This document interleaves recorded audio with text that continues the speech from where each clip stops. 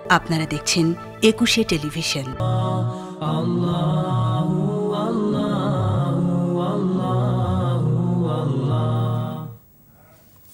আসসালামু আলাইকুম ওয়া রাহমাতুল্লাহি তাআলা ওয়া বারাকাতুহু। ইন্নাল হামদালিল্লাহ ওয়াসসালাতু ওয়াসসালামু আলা রাসূলিল্লাহ বা'দ। ফাআউযু বিল্লাহি মিনাশ শাইতানির রাজীম। বিসমিল্লাহির রাহমানির রাহিম। হুন্না লিবাসুন লাকুম ওয়া আনতুম লিবাসুল লাহুন্না। সাদাকাল্লাহুল আযীম। সুপ্রিয় দর্শক, যে যেখান থেকে দেখছেন এই মুহূর্তে আপনাদের প্রিয় চ্যানেল একুশে টেলিভিশন দেখছেন সরাসরি প্রশ্নোত্তরমূলক অনুষ্ঠান ইসলামী জিজ্ঞাসা অনুষ্ঠানে আমি মাওলানা ফখরুল আশিকি আপনাদের সকলকে জানাই মোবারকবাদ জানাই। প্রিয় দর্শক, আজ জুমার দিন ঠিক এই মুহূর্তে আমরা পৌঁছে যাই একটি গুরুত্বপূর্ণ বিষয় নিয়ে, যা ইসলাম এবং সমসাময়িক বিষয়। বর্তমান সময়ের একটি আলোচিত বিষয়, তা হচ্ছে নারী নির্যাতন, যেটা সরকারও বিভিন্ন ধরনের আইন পর্যালোচনা করছেন এবং তার উপরে তারা ইমপ্লিমেন্ট করার চেষ্টা করছেন। আর তাই ইসলাম কি বলে এই বিষয়ে এবং ইসলাম কি গাইডলাইন দিয়েছে, আজকের বিষয় নারী নির্যাতন প্রতিরোধী ইসলাম। এ সম্পর্কে আলোচনা করতে এবং আপনাদের বিভিন্ন প্রশ্নের সমাধান দেওয়ার জন্য ইতিমধ্যে আমাদের একুশের স্টুডিওতে আমন্ত্রণ জানিয়েছি স্বনামধন্য ও দেশবরণ্য একজন আলেমেদিনকে। রয়েছেন আমাদের সাথে মাওলানা মুফতি মোহাম্মদ বদিউল আলম সরকার, সহকারী অধ্যাপক, উত্তর বাড্ডা ইসলামিয়া কামিল মাদ্রাসা ও একাডেমিক কাউন্সিল মেম্বার, ইসলামিক আরবি বিশ্ববিদ্যালয়, ঢাকা। আসসালামু আলাইকুম ওয়া রাহমাতুল্লাহি ওয়া বারাকাতুহু। সুপ্রিয় দর্শক, আজকের এই বিষয় অর্থাৎ নারী নির্যাতন প্রতিরোধী ইসলাম এই বিষয় অথবা এই বিষয়ের বাইরে যে কোনো বিষয় যদি আপনি জানতে চান, যদি জানার থাকে, তাহলে স্ক্রিনে দেওয়া এই নাম্বারে ফোন করুন 81899259113938 818991 থেকে 19 পর্যন্ত। আসুন কথা বলি আজকের সম্মানীয় মেহমানের সাথে। মোহতারাম, ভালো আছেন? আলহামদুলিল্লাহ, আল্লাহ শুকরিয়া আদায় করছি, আল্লাহ পাক খুবই ভালো রেখেছেন। তো বর্তমান সময়ের এমনিতে একটা বড় ক্রাইসিসে আছে আমরা, প্যান্ডামিক সিচুয়েশন এখনও আমাদের শেষ হয়ে যায়নি, এখনও অনেক আক্রান্ত হচ্ছে, অনেকে মারা যাচ্ছে। সচেতনতা কিছুটা হয়তো বৃদ্ধি পেয়েছে, আবার কেউ কেউ একেবারে বেমালুম ভুলে গেছে যে মেডিকেল সায়েন্সের নিয়মকানুন মানা। কিন্তু তার চাইতে বড় বিষয় হচ্ছে নারী পুরুষের মধ্যে কিন্তু এখন সাংসারিক ঝামেলাও বিভিন্ন জায়গায় আমরা পত্রপত্রিকা দেখতে পাচ্ছে। তো এই নারী নির্যাতন কোনোভাবেই ইসলাম কিন্তু অ্যালাউ করে না। এর প্রতিরোধে ইসলাম কি বলছে, শুরুতে যে একটু নারী সম্মান নিয়ে আপনি একটু আলোচনা করতেন। ধন্যবাদ সম্মানিত উপস্থাপক। আসলে একটা গুরুত্বপূর্ণ বিষয়। পৃথিবী আল্লাহ সুবহানাহু ওয়া তাআলা সৃষ্টি করেছেন এখানে নারী এবং পুরুষ। এই যে যুগ যুগ ধরে হাজার হাজার বছর ধরে পৃথিবী বেঁচে আছে, এটা নির্দিষ্ট রোল অনুযায়ী বেঁচে আছে। নারী এবং পুরুষের পারস্পরিক সমন্বয়ের ভিত্তিতে এবং একটা বৈধ পন্থার ভিত্তিতে এই পৃথিবীর জেনারেশনগুলো টিকে আছে। আপনি অবাক হবেন, ইসলাম কিন্তু কোনো ধরনের নির্যাতন, এটা পুরুষ হোক নারী হোক, এটা যে কোনো প্রাণীর ক্ষেত্রে হোক, নির্যাতন যে কথাটা, অর্থাৎ একটা ব্যক্তির স্বাধীনতা, একটা ব্যক্তির সম্মান, একটা ব্যক্তির সম্ভ্রম ইত্যাদি রক্ষার জন্যে এবং তার অধিকার রক্ষার জন্যে যত প্রকার ইতিবাচক নীতিমালার প্রয়োজন, ইসলাম সবগুলো বিষয় ইসলামের মধ্যে আছে এবং এটা বাধ্যতামূলক করেছে। এবং কারো ব্যাপারে কোনো প্রকার নির্যাতন অথবা তার অধিকার হরণ অথবা যে কোনোভাবে তাকে হয়রানি করা, ইসলাম এটা নিষেধ করে দিয়েছে। আলহামদুলিল্লাহ, আলহামদুলিল্লাহ। কোরআনে কারীমের দিকে তাকালে দেখা যায় নারীদেরকে আল্লাহ কত বড় সম্মান দিয়েছে এবং সূরা একটা নাযিল করেছেন তাদের সম্মানে। সূরা নিসা নামক একটি সূরা আল্লাহ পাক অবতীর্ণ করেছেন কোরআনে কারীমের মধ্যে। এটা এমন একটি যুগে এই নারীদের অধিকার প্রতিষ্ঠা করেছে ইসলাম। নবী সাল্লাল্লাহু আলাইহি ওয়াসাল্লাম নারীদের ব্যাপারে কথা বলেছেন যে যুগে জীবন্ত শিশু নারী কন্যাদেরকে জীবন্ত মাটিতে পতিত করা হতো, যেখানে নারীদের অধিকার বলতে কিছুই ছিল না। তারা শুধু ভোগ্য পণ্য হিসেবে ব্যবহৃত হতো এবং তাদের কোনো মূল্যায়ন বলতে তারা যে মানুষ, এবং শুধু মানুষ নয় বরং এই পৃথিবী টিকে আছে তাদের মাধ্যমে, এই বিষয়টা বেমালুম ভুলে গিয়েছিল পৃথিবীবাসী। নারীদেরকে কোনো অধিকার দিত না। সেজন্য ইসলাম নারীদেরকে এমন সম্মানের আসনে সমাসীন করেছে ইসলাম বলেছে যে আল জান্নাতু তাহতা আকদামিল উম্মাহাত, এই নারী তোমার মা। নারী বলতে তোমার মায়ের জাতি, যাদের মাধ্যমে এই পৃথিবী মানুষেরা এসেছে, এই মায়ের জাতি, এই মায়েদের পায়ের নিচে জান্নাত। ইসলাম তাদের মৌলিক অধিকারগুলোকে সংরক্ষণ করেছে। কোরআনে কারীমের মধ্যে আল্লাহ বলেছেন লিররিজালি নাসীবুম মিম্মা কাসাবু ওয়া লিন্নিসাই নাসীবুম মিম্মা ইকতাসাবনা। পুরুষেরা যা অর্জন করে এটা তাদের, আর নারীরা যা অর্জন করে তারা যে ইনকাম করে। এখানে নারীদের অর্জন কি অর্জন?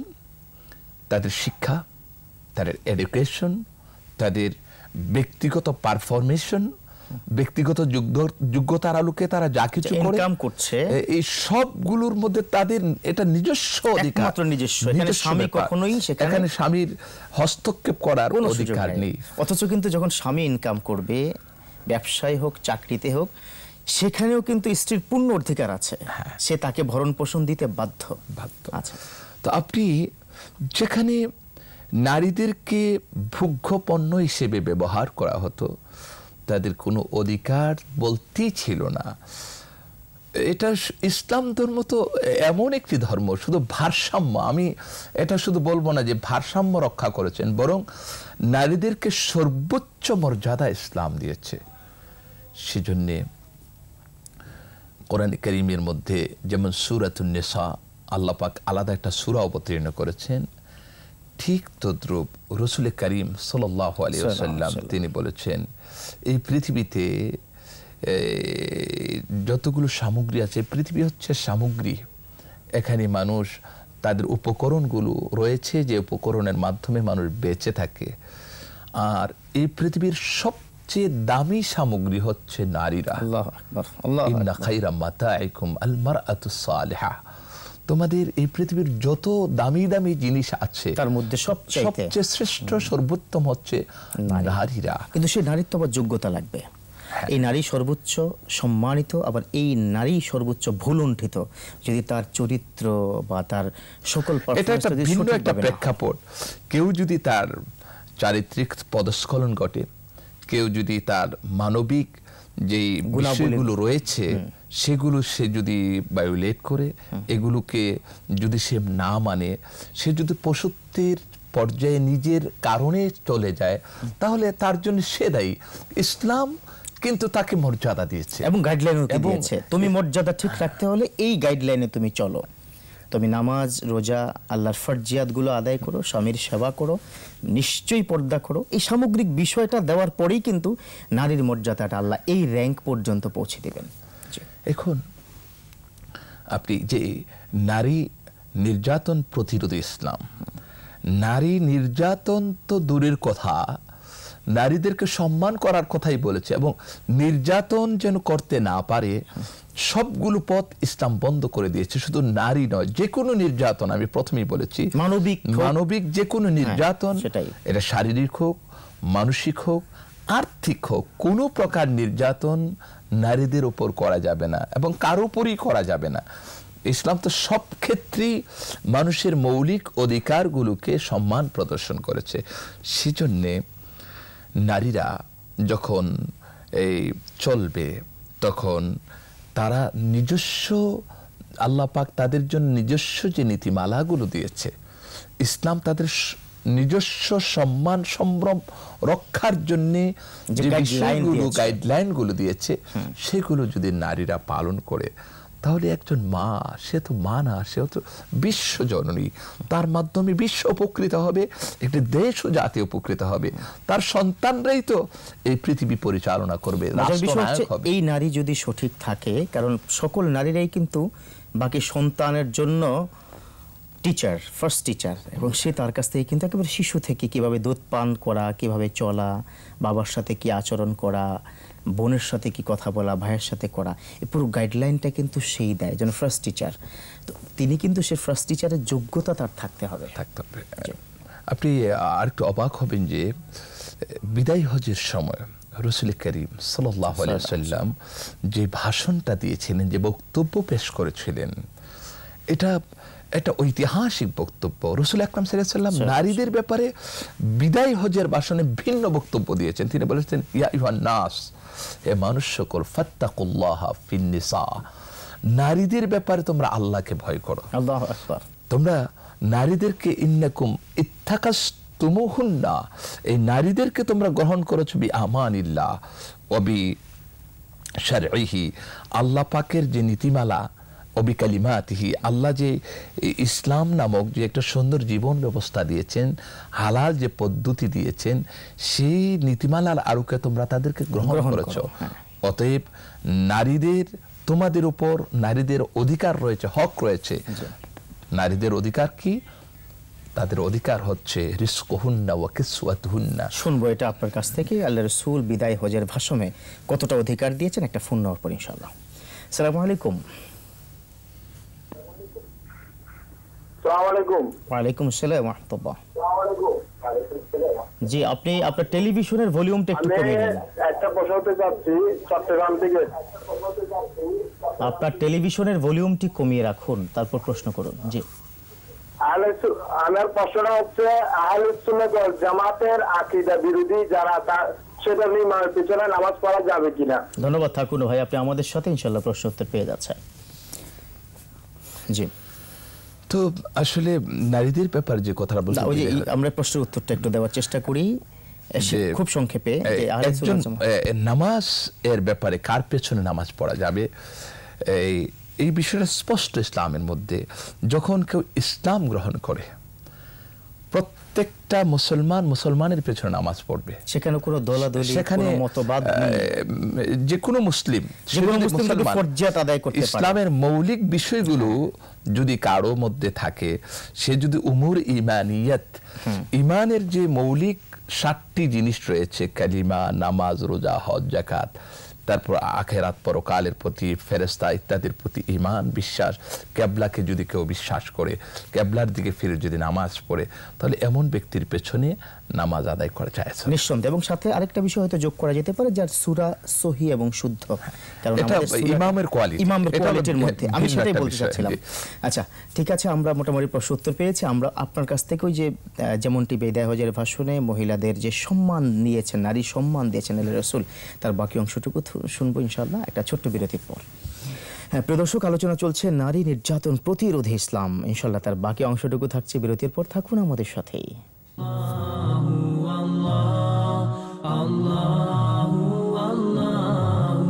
আলহামদুলিল্লাহ, সুপ্রিয় দর্শক, আমরা বিরতির পর আবার ফিরে এলাম। আমাদের সাথে থাকার জন্য ধন্যবাদ। দেখছেন সরাসরি প্রশ্নোত্তরমূলক অনুষ্ঠান, ইসলামী জিজ্ঞাসা অনুষ্ঠান।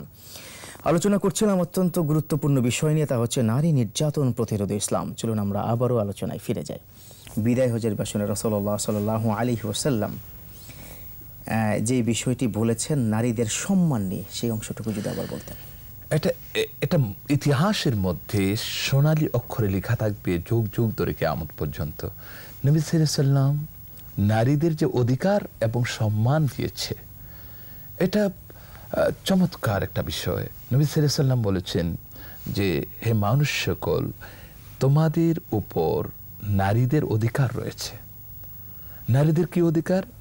নারীদের অধিকার হচ্ছে তাদের খাওয়া, তাদের পোশাক, তাদের এভরিথিং ব্যবস্থা, ভরণ পোষণ, যেটা ভরণ পোষণ, এটা তোমাদের দায়িত্ব। এটা হচ্ছে নারীদের অধিকার।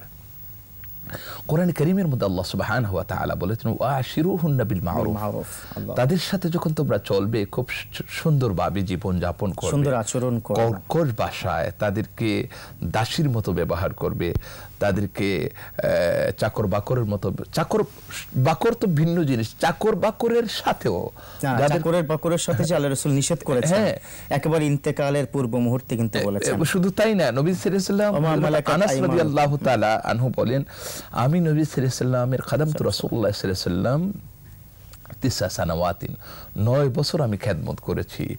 এই 9 বছরের মধ্যে কোনোদিন আমাকে নবীজি বলেন না এটা কেন করলা, এবং একটা ধমকও দেন করোনাই কেন, এমন একটি শব্দ উচ্চারণ করেননি আনাস রাদিয়াল্লাহু তাআলা। তাহলে দেখা যায় নিজের অধীনস্থ, আমরা চাকর বাকর শব্দটা বাদ দিলাম, নিজের অধীনস্থ কর্মচারী ব্যক্তি যারা, তাদের ব্যাপারও সুন্দর আচরণ করার জন্য নবী সাল্লাল্লাহু আলাইহি ওয়াসাল্লাম বলেছেন, আর স্ত্রী তো তার অর্ধাঙ্গিনী। নিশ্চয়, আমি যেমনটি আপনাকে একটু আগে বলেছিলাম যে ইন্তেকালের পূর্ব মুহূর্তে তিনি দুটি বাক্য বলেছেন, আসসালাত আসসালাত আসসালাত, আর বলেছেন ওমা মালাকাত আইমানুকুম, তোমরা তোমাদের অধীনস্থদের সাথে ভালো আচরণ করো। মানে তিনি কতটা গুরুত্ব দিয়েছেন এই জায়গায়, আল্লাহু আকবার। জি, তো কোরআনে কারীমের মধ্যে আয়াতরা যে ও আশিরুহুন্না বিল মারুফ, তাদের সাথে যখন তোমরা চলাচল করবে খুব সুন্দরভাবে পোলাইটভাবে তোমরা চলাচল করে মুআশারা জীবনযাপন করা। তাহলে এই জীবনযাপন পদ্ধতি কেমন হবে স্ত্রীদের সাথে, ইসলাম এটা বলেছেন। আর রাসূল আকরাম সাল্লাল্লাহু আলাইহি ওয়াসাল্লাম তার বাস্তব জীবনে হায়াতে জিন্দেগিতে তা করে দেখিয়েছেন, নমুনা দিয়ে গেছেন। বিশ্ববাসী নবী সাল্লাল্লাহু আলাইহি ওয়াসাল্লাম বিভিন্ন কারণে তিনি অনেকগুলো বিবাহ করেছিলেন, কিন্তু এই বিবাহ করার পরও তাদের মাঝে যে সমন্বয় সাধন করেছেন, তাদের সাথে যে ব্যবহার করেছেন এবং তাদের যে অধিকারগুলো সংরক্ষণ করেছেন, এটা তো ইতিহাস সাক্ষী যে এটা মানুষের জন্য একটি মডেল। আজকে আমরা যারা এই একবিংশ শতাব্দী পেরিয়ে এখন আমরা যারা পৃথিবীতে এখন বর্তমানে যারা আছি, শুনবো এই অংশটুকু। একজন দর্শক অনেকক্ষণ ধরে অপেক্ষা করছে, আমরা ফোন নেওয়ার পর ইনশাআল্লাহ। আসসালামু আলাইকুম ওয়া রাহমাতুল্লাহ। আসসালামু আলাইকুম। ওয়া আলাইকুম আসসালাম। জি হুজুর, আমি ঢাকা থেকে বলছি। জি বলুন। জি, আমার প্রশ্ন হচ্ছে যে বিবাহিত নারী যদি কোনো পারিবারিক সমস্যাগত কারণে বাবার বাড়ি এবং হাজবেন্ডের সাথে যদি মনোমালিন্য হয়, সেই ক্ষেত্রে স্বামী যদি নিষেধ করে স্ত্রীকে যে সে যাতে বাবা মায়ের সাথে যোগাযোগ না রাখে, তো সেটা কি আসলে ঠিক হবে? বা স্ত্রী যদি স্বামীর অনুমতির বাইরে গিয়ে মায়ের সাথে বা পরিবারের অন্যদের সাথে দেখা সাক্ষাৎ করে, সেটা কি ইসলামের দৃষ্টিতে অপরাধ হবে কিনা? ধন্যবাদ বোন, আপনি আমাদের সাথেই থাকুন, ইনশাআল্লাহ আপনার প্রশ্ন উত্তর পেয়ে যাচ্ছেন। চমৎকার একটি কথা বলেছে যে স্বামীর অনুমতির বাহিরে বাবা মার সাথে যোগাযোগ করা, বাবা মার বিষয়টা ভিন্ন। এমনকি রাসূল আকরাম সাল্লাল্লাহু আলাইহি ওয়াসাল্লামকে যখন জিজ্ঞেস করা হলো যে আমার মা মুশরিকা, আমি কি তার সাথে সম্পর্ক রাখবো, আফাসিলুহা, আবু হুরায়রা রাদিয়াল্লাহু তাআলা আনহু কিন্তু এই অংশটুকু ছিল। ওটা হলো আরেকটা, এটা হলো আসমা বিনতে আবি বকর।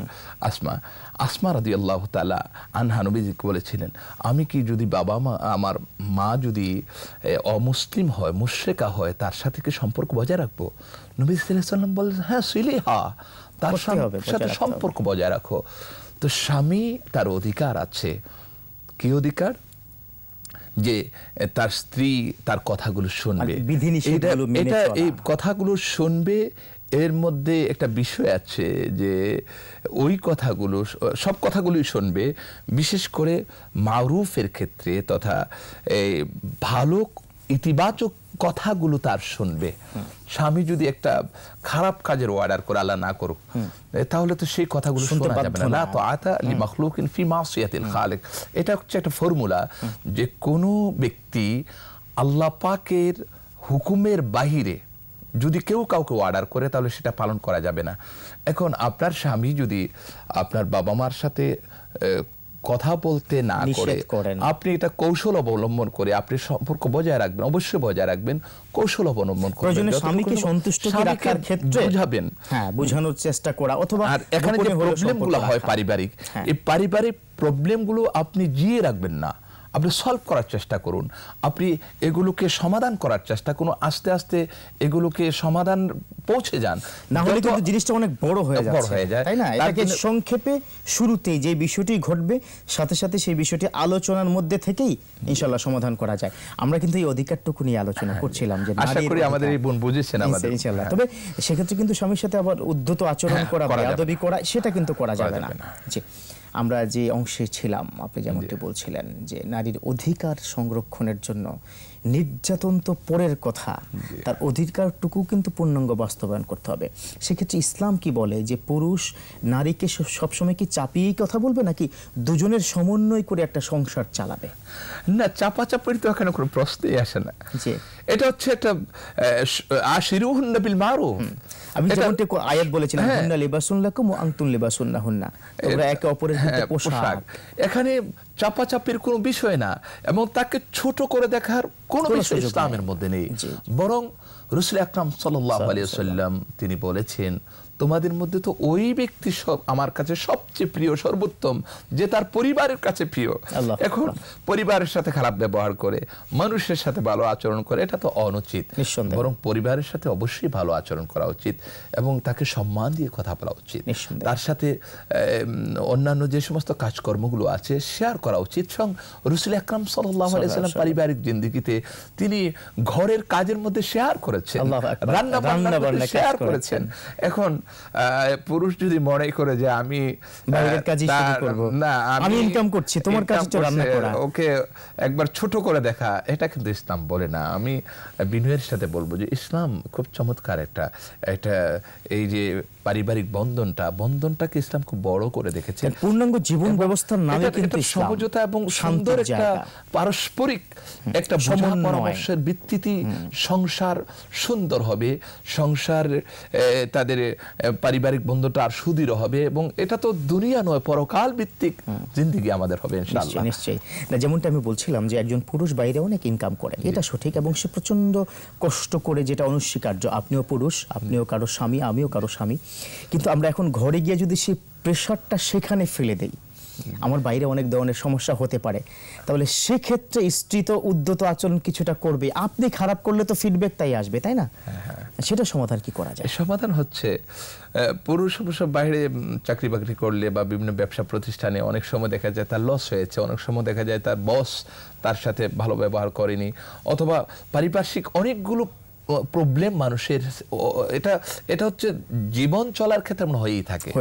তো এই জন্যে তাকে নিজকে কন্ট্রোল রাখা এবং পরিবার যথাসম্ভব যদি বেশি সমস্যা হয় তার ব্যক্তিগত, পরিবারের সাথে শেয়ার করবে, বরং ওর উপর যে প্রেসার সৃষ্টি করা, এই রাগটা যে সেখানে ঢালা, মানে এসে উদ্যত আচরণ করা, এটা ইসলাম তো এমনটা কিন্তু ভাবা উচিত যে একজন পরিবারের যিনি স্ত্রী আছেন তিনি কিন্তু সন্তানদেরকে খুব কষ্ট করে লালন পালন করছে, প্রায় 90% অংশটুকুই কিন্তু তার মায়ের একটা বড় অবদান রয়েছে। এখানে আরেকটি বিষয় যে পুরুষ যখন বাহির থেকে কাজ করে বাসায় আসবে, নারীদের উচিত যে তার সাথে একটু ভালো ব্যবহার করা, তাকে একটু রেস্টে থাকতে দেওয়া, তার পরিস্থিতি একটু অবজার্ভ করা। মানে ঘরের অনেক অবজেকশন থাকবে, সেগুলো শুরুতেই কি না বলা, শুরুতে না বলা, সাথে সাথে সে তো তার অ্যাটিটিউড বা চেহারা দেখেই অনেক সময় বোঝা যায় পেরেশানির ভাবটা, তখন তাকে আরো বুঝানো। একজন স্ত্রী তার স্বামীকে সে কন্ট্রোল করতে পারে, আল্লাহ তাদেরকে এই যোগ্যতা দিয়েছেন। একজন স্ত্রীর কারণে স্বামী অনেক উন্নত হয় এবং তার শুধু দুনিয়া না, দুনিয়া আখিরাতের উন্নতি ঘটে একটা স্ত্রীর কারণে। সেজন্য স্ত্রীরাও যেন স্বামীর আনুগত্য বজায় রেখে, কিভাবে আনুগত্য বজায় রাখবে এই বিষয়গুলো আপনি সবিস্তারিত বলবেন। আজকে খুবই প্রয়োজনীয় আলোচনা। আমরা একটা ছোট্ট বিরতির পর আলোচনা ফিরছি। প্রিয় দর্শক, আলোচনা চলছে নারী নির্যাতন প্রতিরোধে ইসলাম, এর বাকি অংশটুকু থাকছে বিরতির পর। থাকুন 21-এর সাথেই।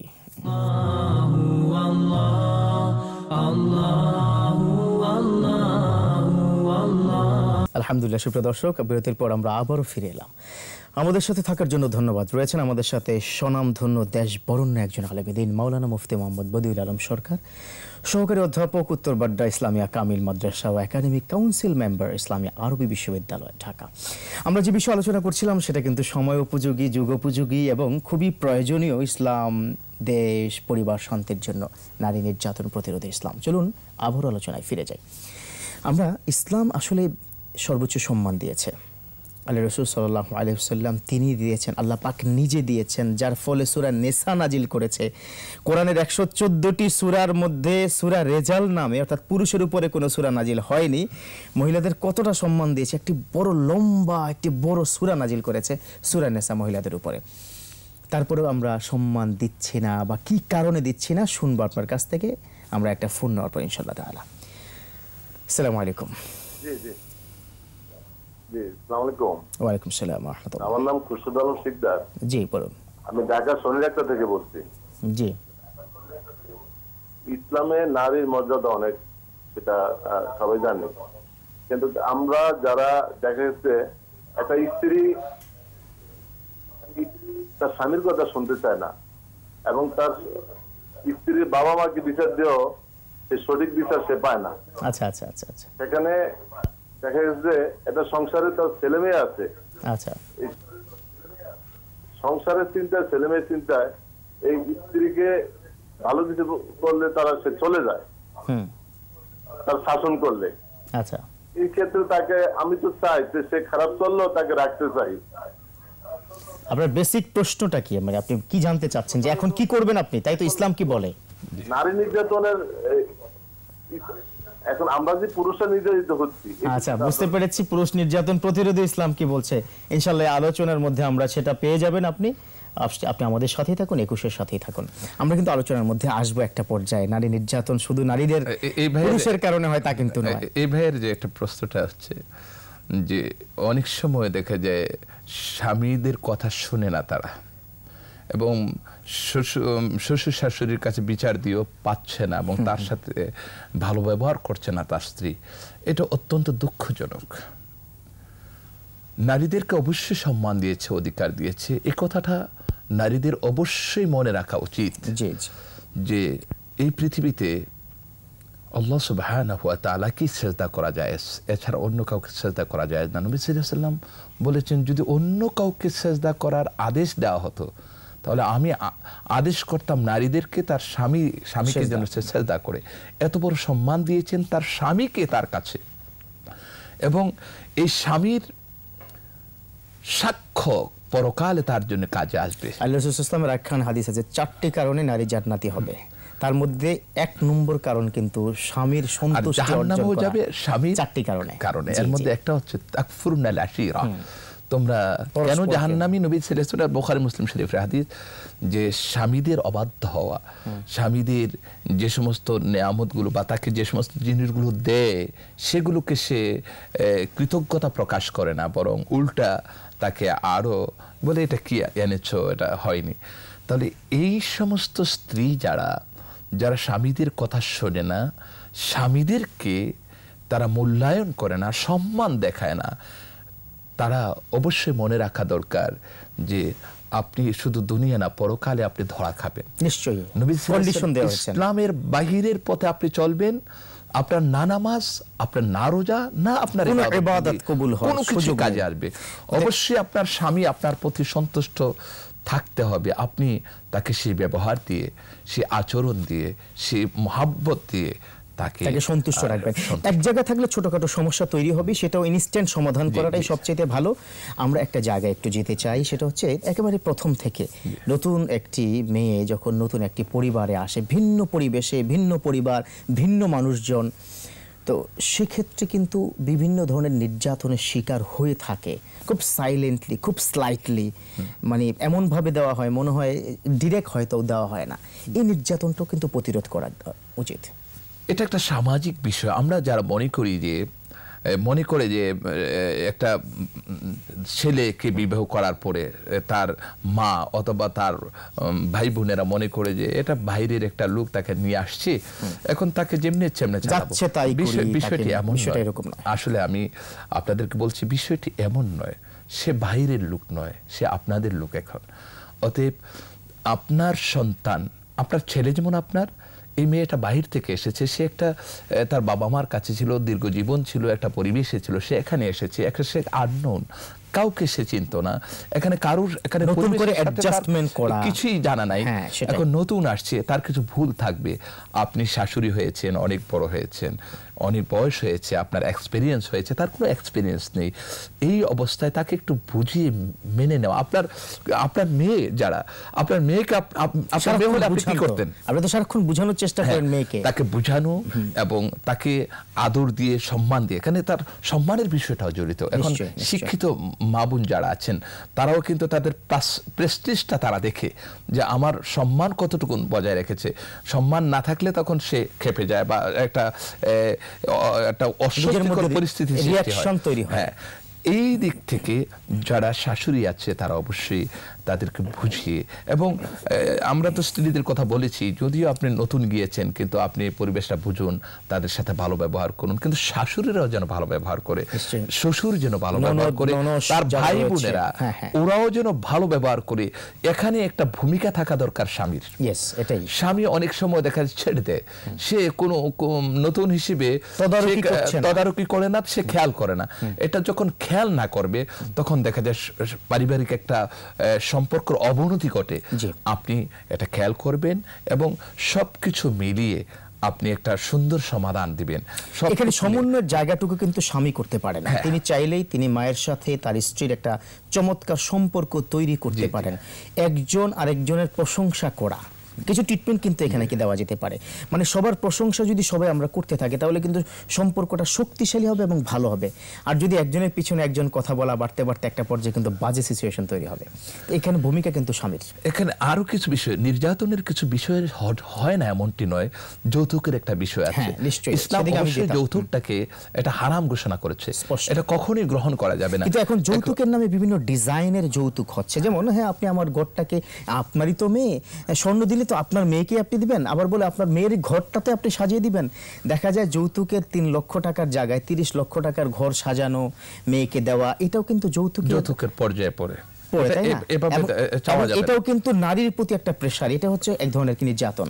না, এইভাবে যদি তারা উইলিংলি কিছু দেয়, তাদের যদি সামর্থ্য থাকে, এখানে একটা পরিবারের সামর্থ্যের উপর ভিত্তি করে অনেক কিছুই হয়। একজনের 1 কোটি টাকা দিয়ে তার জামাইকে অথবা তার ওই ঘরকে সাজানোর তার গাড়ি দেওয়া, মোটরসাইকেল দিতে পারে, উনি কাকে দিবেন? কিন্তু এটা তো বিভিন্ন স্টাইলে বলা হয়, বিভিন্ন টাকা দিবেন না। যার সামর্থ্য নাই এমন পরিবারগুলি বেশি আক্রান্ত হচ্ছে যৌতুকের। আমরা যেন সেটা না করি, তাহলে সুন্দর সমাজ হবে। এবং নিশ্চয়ই আমরা চাই নারী নির্যাতন থেকে আমরা সবাই হেফাজত থাকবো, নারীর সাথে মিলেমিশে সুন্দর একটা সুশীল সমাজ তৈরি করবো। ধন্যবাদ আপনাকে। আরো কিছু নির্যাতনের ক্ষেত্র আমাদের ইনশাআল্লাহ কোনো একটি অনুষ্ঠানে আপনার সাথে এই বিষয়ে আরো বিস্তারিত আলোচনা হবে। ধন্যবাদ আপনাকে। প্রিয় দর্শক, সত্যি তাই, আমরা দুটি পক্ষ, পুরুষ এবং নারী পক্ষ, নারী পক্ষ যেমন পুরুষকে ভালোবাসা দিয়ে মন জয় করবে, তখনই সে শান্তিতে থাকতে পারবে। একইভাবে আমরা যারা পুরুষ রয়েছে, বাইরের কোনো ঝামেলা ঘরে না এনে নিজেদের নির্যাতনটা বা নিজেদের সম্পর্কটা খারাপ করতে চাই না। আমরা সুন্দর একটা সুস্থ সমাজ এবং পরিবার করতে চাই। আল্লাহ আমাদের সকলকে বোঝার ও মানার তৌফিক দান করুক। আমিন। আসসালামু আলাইকুম ওয়া রাহমাতুল্লাহ।